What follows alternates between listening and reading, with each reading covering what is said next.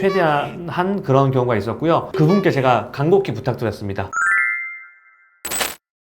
안녕하세요. 로고성형외과 윤승환 원장입니다. 오늘은 어떤 코들이 어려운 코인가를 말씀드리는 시간을 갖도록 하겠습니다. 먼저 첫 번째, 제일 어려운 코는 뭐냐면 원래 내가 갖고 있는 코가 작은 경우예요. 그래서 피부도 작고 코뼈도 작고 코 안에 있는 물렁뼈도 작은 분들은 코를 높고 크고 화려하게 세우기가 굉장히 힘듭니다. 제가 수차례 얘기를 했지만 이 아래쪽에 연골은 뭐 갈비뼈를 떼던가 아니면 기증받은 갈비뼈를 쓰던가 해서 높고 크게 만들어 드릴 수 있고, 콧등조차도 요즘은 맞춤형 실리콘이라는 게 나와서 맞춤형 실리콘을 넣으면 뼈를 감싸면서 분필 넣은 듯한 느낌 없이 높게 만들 수 있습니다. 하지만 이렇게 만들어 놓은 안쪽 구조물들을 덮어야 되잖아요. 그게 바로 피부거든요. 그래서 이 피부가 잘 늘어나지 않는 분들은 굉장히 어렵습니다. 두 번째, 구축코 중에서도 어떤 구축코가 좀 어렵나요? 라는 분들이 있는데, 구축코가 이런 분들 있어요. 첫 번째, 실리콘이 빠져나오면서 코끝에 예를 들어서 뭐 구멍이 나거나 코끝 모양이 이상한 분들이 있고요. 두 번째는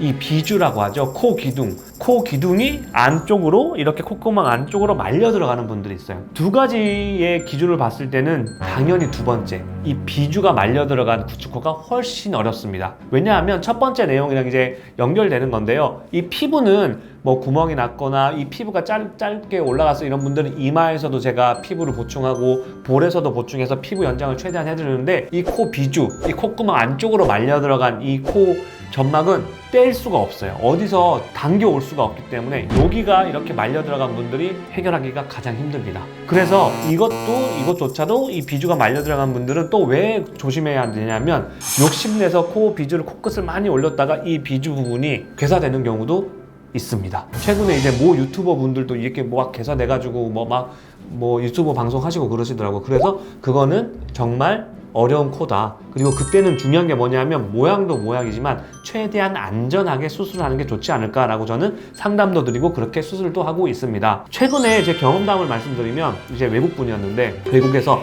막 L자 실리콘도 넣고 코 안에 뭐 연골이라고 하는 뭐 메쉬 재료도 넣고 PCL 메쉬도 넣고 막 하셨더라고요. 그래서 수술을 들어가 봤더니 정말 코에 뼈만 남아있고 이 물렁뼈 부분이 하나도 없는 거예요. 그래서 다행히 제가 재료를 자가누경골을 추천드렸기 때문에 자가누경골로 이 물렁뼈 부분을 다 재건을 해드렸어요. 재건을 해드리고 콧대에다가는 안타깝게도 실리콘을 쓰지를 못했고요. 염증이 너무 심하게 한번 났던 상태이기 때문에 진피 이용해서 이쁘게 만들어드려서 길이 연장을 최대한 한 그런 경우가 있었고요. 그분께 제가 간곡히 부탁드렸습니다. 제발 담배 피지 마시라고.